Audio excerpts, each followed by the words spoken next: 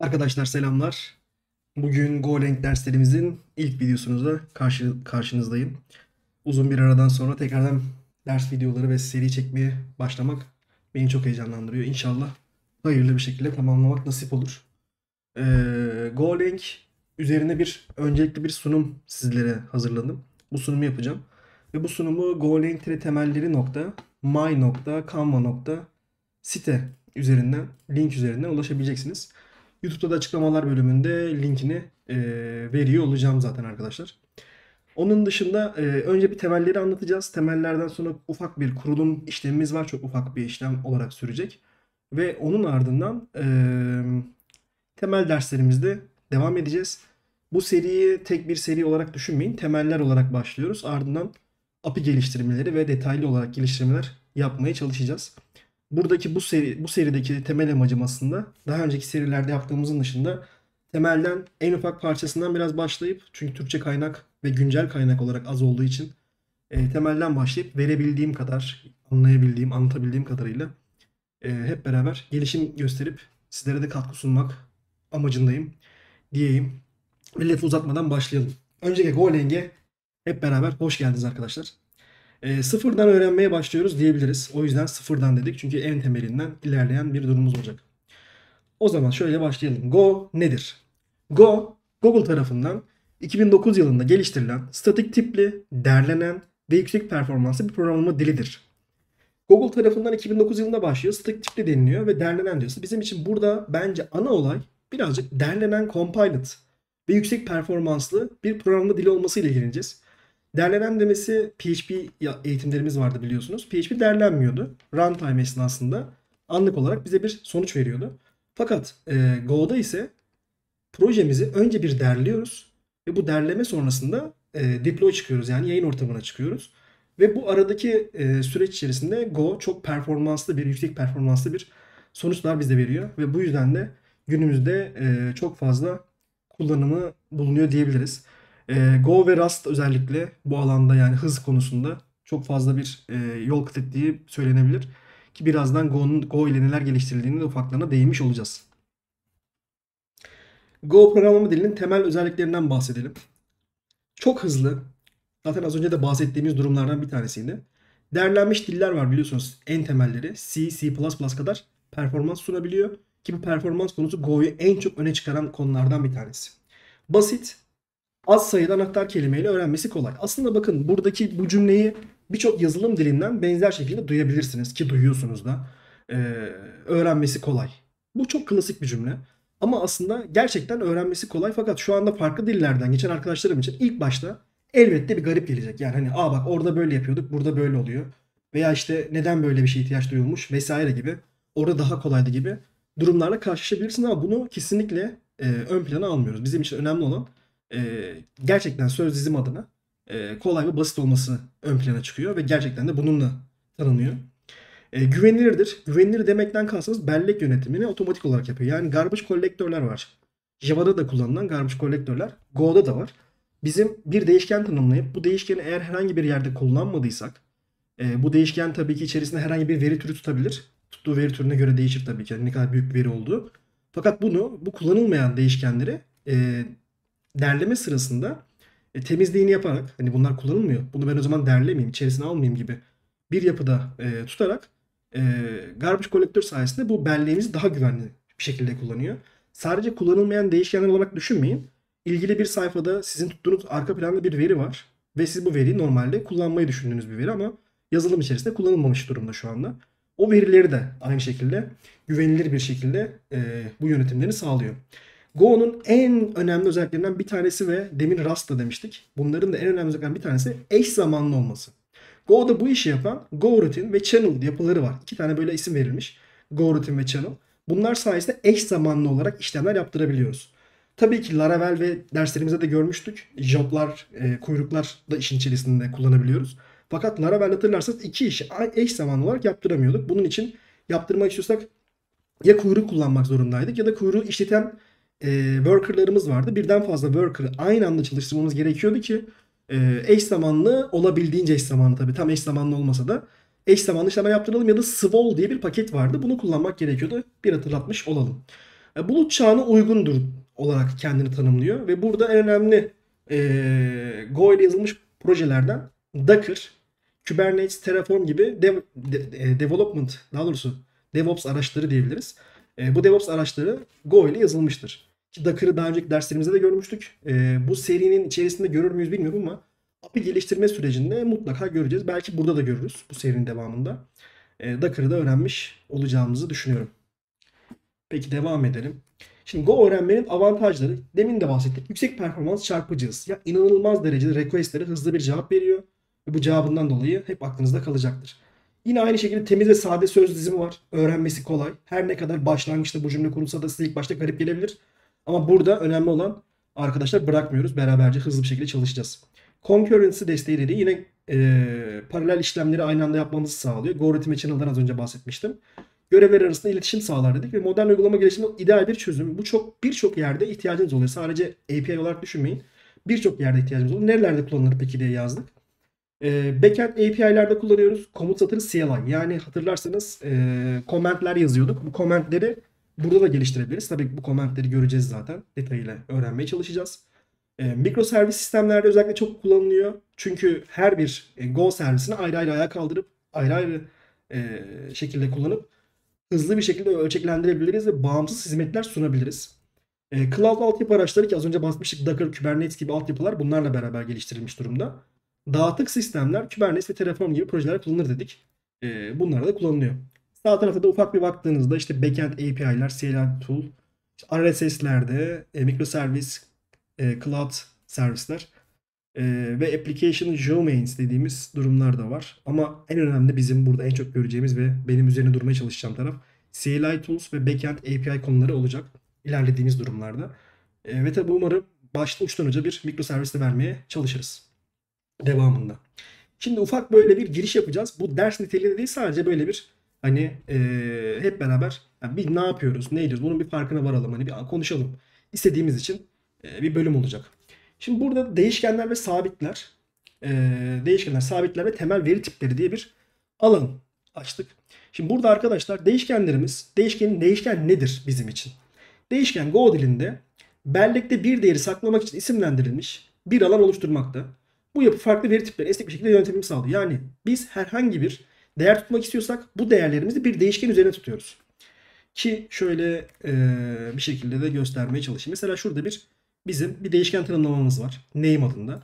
Var'la başlıyoruz. Name, string diyoruz ve golang eğitim. Mesela bu nedir? Bir string tutuyor içerisinde. Golang eğitim adı altında name adında bir değişken oluşturmuş oluyoruz. Bu değişkenin veri tipi string. Ki burada temel veri tiplerine de az sonra bir cümle kuracağız. String veri türünde bir değişken oluşturmuş oluyoruz. Bu normal bir değişken tanımlama yöntemi. Kısa değişken tanımlama yöntemimiz var. Age olarak verdiğimiz 5 değeri. Burada kısa değişken tanımlamadan kastımız da, farkındaysanız yukarıdakinde var'la başlayıp ardından değişken adını ve sonrasında string'i verdik. Ama aşağıda ise bakın burada bir integer değer, yani integer tam sayılı bir değer demek oluyor. Integer bir değer tanımlıyoruz fakat burada age 2 nokta üstü ve eşittir kullanıp 5 diyoruz. Bu ikisi de değişken tanımlar. Fakat arasında ufak bir fark var. Eğer var name ile başlayıp bir değişken oluşturmak istiyorsak başlangıç değeri vermek zorunda değiliz. Yani buradaki bizim başlangıç değerimiz nedir?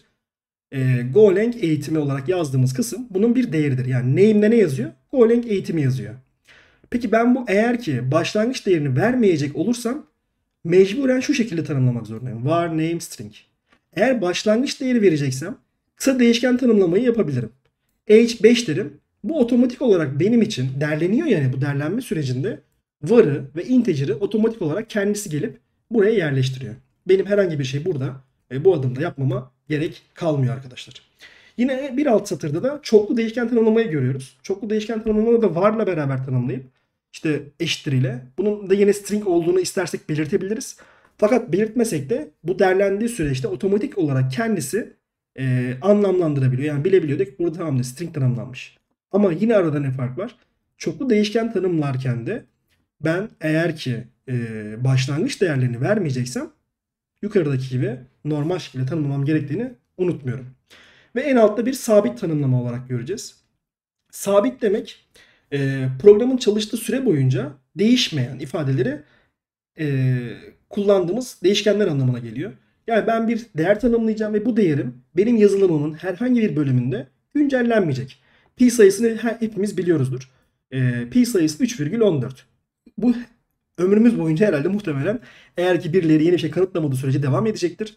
Burada da const pi olarak tanımladığımız değişken 3,14. Const anahtar sözcüğüyle tanımlıyoruz. Const demek sabit. Sabit olarak tanımlayacağımız değişkenlerin başında const yazıyoruz.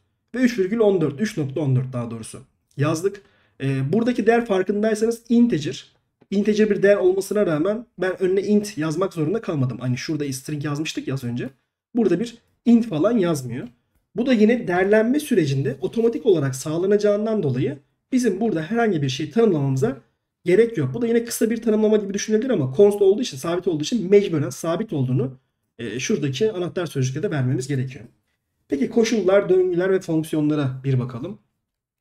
Koşul yapıları programın akışını kontrol etmek için kullanılıyor.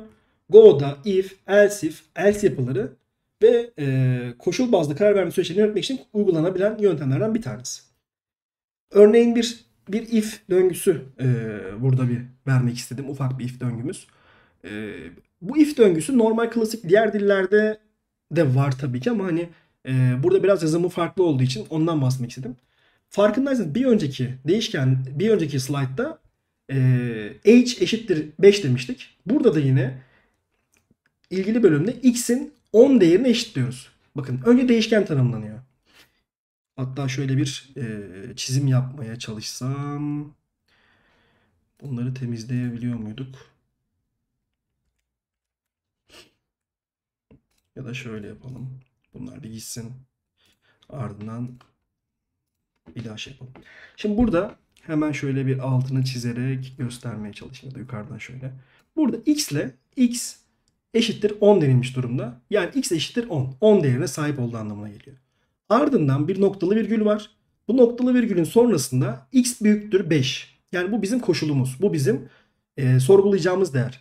X eğer 5'ten büyükse if'in içerisine girecek ve diyecek ki x şuradaki değer artık kaçsa, x o an hangi değer alıyorsa ki şu anda 10.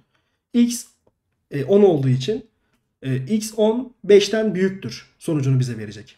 Buradaki amaç neymiş? Hem değişken tanımlayıp hem de aynı anda if'i kullanabiliyorum. Ama tabii ki de bu sadece if'imiz değişken tanımlayarak kullanılmıyor. Değişkeni dışarıda tanımlarsınız deminki gibi. Aynı zamanda burada koşulumuzu yazabilirsiniz ki bunların örneklerini çokça göreceğiz bu arada. Bunlardan yana bir şey yok. Sadece şu anda ilk bir dersimize giriş yapmak adına vermek istediğim örneklerden bir tanesi. Döngü yapıları. Döngüler belirli bir işlemi tekrar etmek için kullanılıyor. Bu birçok yazılım dilinde var. Go'da for döngüsü işlem tekrarı sağlarken range döngüsünde kullanarak koleksiyonlar üzerinde tek tek bir iterasyon yapılmasını sağlıyor. Tek tek dönmemizi sağlıyor. Yani bizim burada Go'da özellikle kullanacağımız iki tane döngü for ve range döngülerini derslerimizde görüyor olacağız. Şimdi burada ufak bir for döngüsüne bakalım. For'da klasik bir for aslında diğer dillerde de birebir neredeyse aynı tanımlanıyor diyebilirim. I birden başlatılmış durumda. I 5'ten küçük olduğu sürece i'yi birer birer arttırıyor. Buradaki koşulumuz şu. Yani önce bir tanımlama yap. Ardından koşulunu yaz. Ve döngü döndükçe hangi işlemi yapacağını yapıyorsun buraya. Sırası bu şekilde. Ve burada baktığımızda ne sonucunu vermesini bekliyoruz. 1'i yazacak. Sırasıyla 1, 2, 3, 4, 5. Hepsini yazıp bitirmesini bekliyoruz. Çünkü 5'e eşitlik verilmiş. İyi küçük eşit 5. Yani 5 olduğu zaman da bunları göster anlamına bizim için gelmiş oluyor. Şimdi ne yapalım? Altta da bir range döngümüz var. Range'e bakalım. Range'de ise demin de söylediğimiz gibi koleksiyonların içerisine girmeyi sağlıyor. Burada bizim bir integer türünde bir array'imiz var. Bu array'imizde 10, 20, 30, 40, 50 diye sayılar bulunuyor. Başında hemen bakın yine bir for döngüsü olarak görebilirsiniz. Başladığı indeks, bakın başlangıç değeri, şurayı hatırlayın. Aynısı neredeyse. İlkinde ne yapıyormuşum? Başlangıç indeksini veriyorum. Ardından value'yu veriyorum. Ve bu virgülle eşitlik bir sağlıyorum. Range ile beraber numbers'ın içine gir diyorum. Yani bu indeks numarasını, bu da değerini alıyor. Şimdi array'lerde Sıfırıncı indeksten başlayarak işlemlerimiz yürür. Sıfırıncı indeks, birinci indeks, ikinci indeks, üçüncü ve dördüncü indeks. Burada iterasyon yaptıkça indeks değeri indeksini alacak. Yani 0, 1, 2, 3, 4, 5. Value ise sıfırdayken 10'u, 1'deyken 20'yi, 2'deyken 30'u, 3'deyken 40'ı ve 4'teyken 50'yi alacak şekilde gidecek.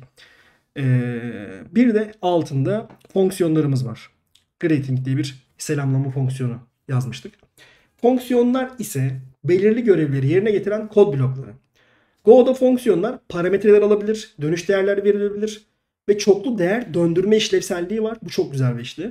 Birden fazla değer cevap olarak geriye döndürebiliyorsunuz. Burada ise ufak bir fonksiyon çağırma yaptık. Greeting diye bir değişken oluşturduk. Greet user diye bir fonksiyonumuz var. Hemen aşağıda tanımlamış olduğumuz.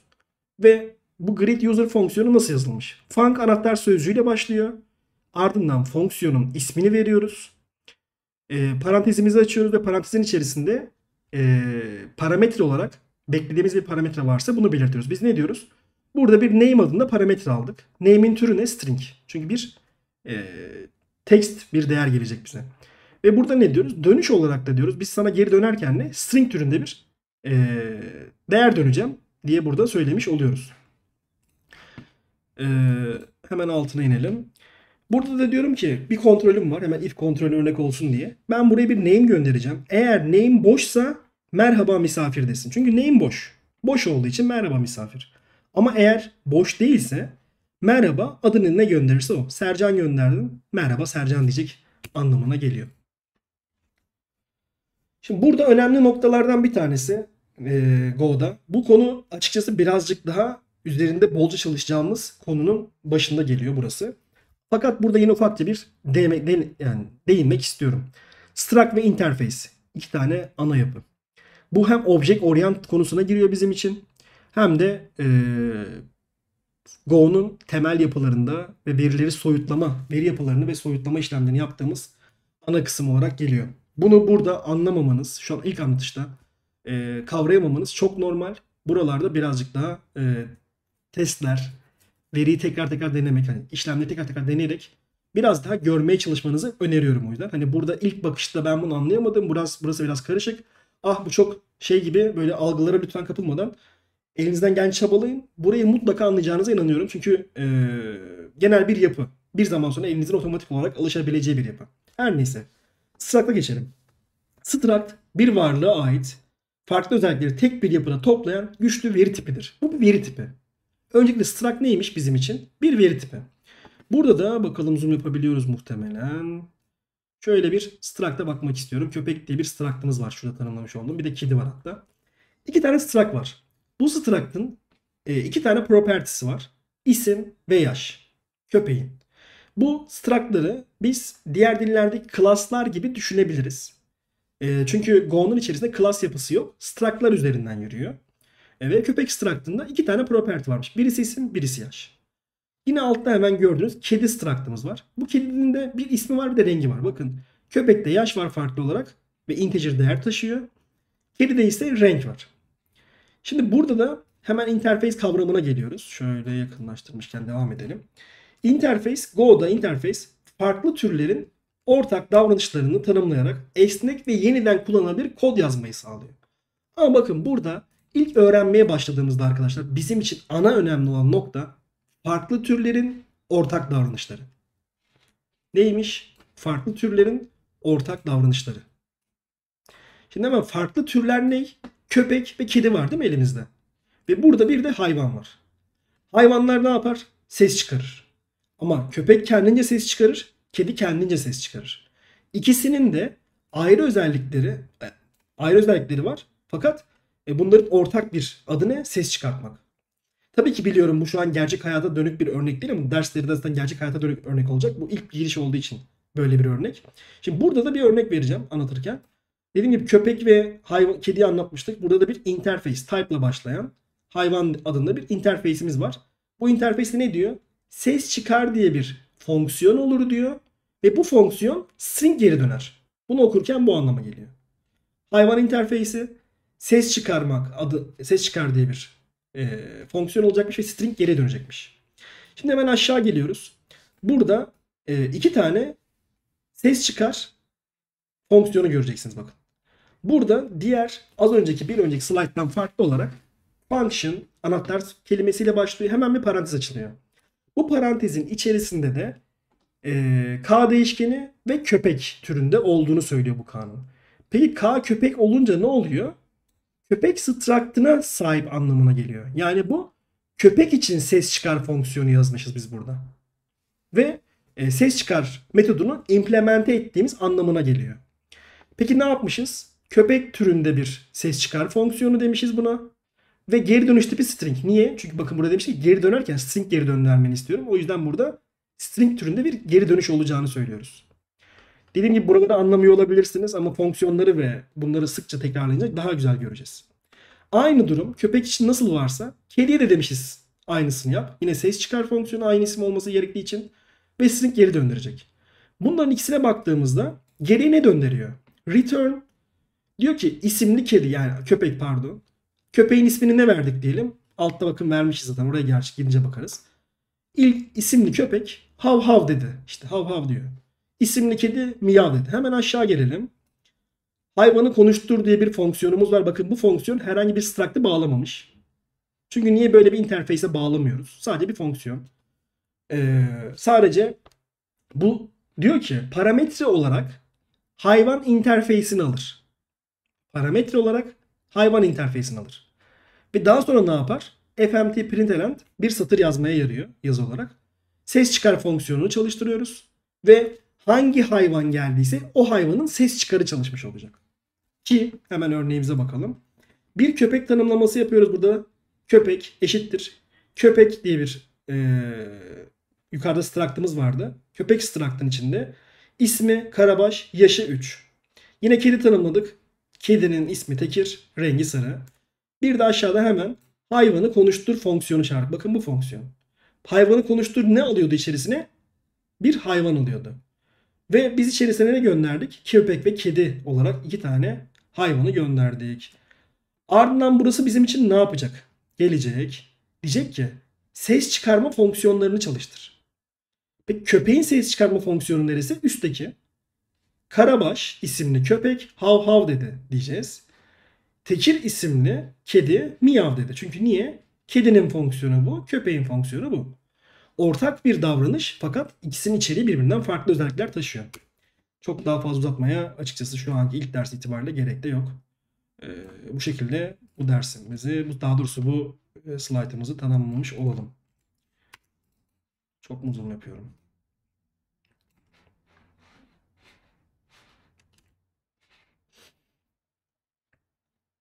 Paketler konusu var. Bizim için Go dilinde paket belirli bir işlevi yerine getiren kodların bir araya toplandığı modüler yapılar var. Bu modüler yapılarımızda her bir Go dosyası bir pakete ait oluyor.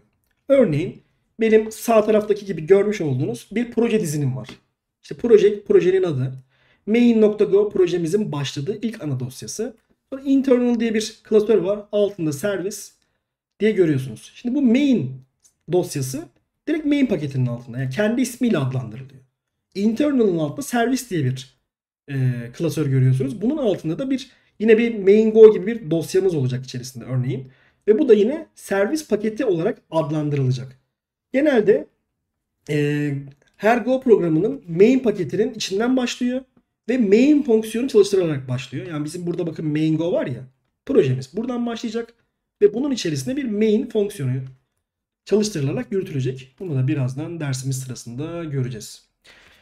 Şimdi error handling, hata yönetimine gelelim. Şimdi Go'nun bütün özelliklerine bastık çünkü bundan da basmamız lazım. Ana özelliklerden bir tanesi. Go dilinde hata yönetiminin hataların açıkça kontrol edilmesi esasına dayanıyor. Hataların açıkça kontrol edilmesi. Go'da hatalar exception değil, özel bir değer, error tipi olarak ele alınır. Bu yaklaşım geliştiricilerin hataları doğrudan yakalayıp yönetmesini sağlar. Böylece kod daha görünebilir ve güvenli oluyor. Şimdi burada bir bölme işlemi tanımladık. Bir fonksiyon tanımladık. Bu A ve B float türünde, float 64 türünde bir A ve B değişkenleri alıyor. Ve bunu geri dönüş olarak bakın. İlk parantezden sonra ne yapardık? Geri dönüş değerleri verirdik. 2 tane geri dönüş değeri verebiliyor demiştik ilk başta da. Fonksiyonlar isterse. 2 tane geri dönüş veriyor. Birisi float, birisi error. Bizim gelen B değerimiz eğer ki eşittir sıfırsa. Çünkü bu bölen ikinci değerimiz. Bölme hatası payda sıfır olamaz diye bir hata dönüyoruz. Errors. Yeni bir hata dön. Ve bunu dön. Bakın buraya dikkat edin. Return 0 virgül errors new. Yani yeni bir hata dön. Bölme hatası payda sıfır şeklinde. Bunu dönerken dikkat ettiyseniz iki tane değer döndüğüm için bu sıfır float'a denk geliyor. Error da error'a denk geliyor. Yani benim iki tane cevap geri döndüğüm sonucuna varabiliriz. Eğer ki B değerim 0 değilse aşağıdaki return'a gelecek. A'yı B'ye bölecek. Ve sonucunu gönderecek. Virgül nil var. Nil demek de null. Yani boş bir değer gönderileceği anlamına geliyor. Sonucu verecek. Şimdi burada da hemen altında result virgül err diye bir değişken görüyorsunuz. Result sonuç demek. Ama bu sonucun bu bir değişken. Bizim tanımlamış olduğumuz değişken. Diyoruz ki divide dediğimiz bir fonksiyonumuz vardı. Bu fonksiyona git. Bu fonksiyona parametre olarak da 10 ve 0 yolla.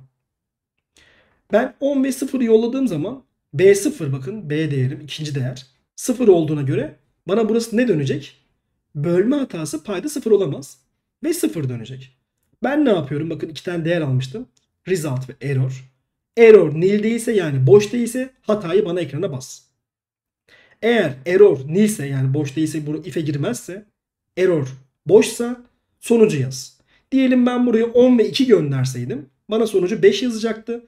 Ama ben burada 10 ve 0 değerlerini gönderdiğim için burası bana hatayı dönecek. Çünkü benim ikinci değerim 0. Kısaca error'dan da böyle bir bahsetmiş olalım.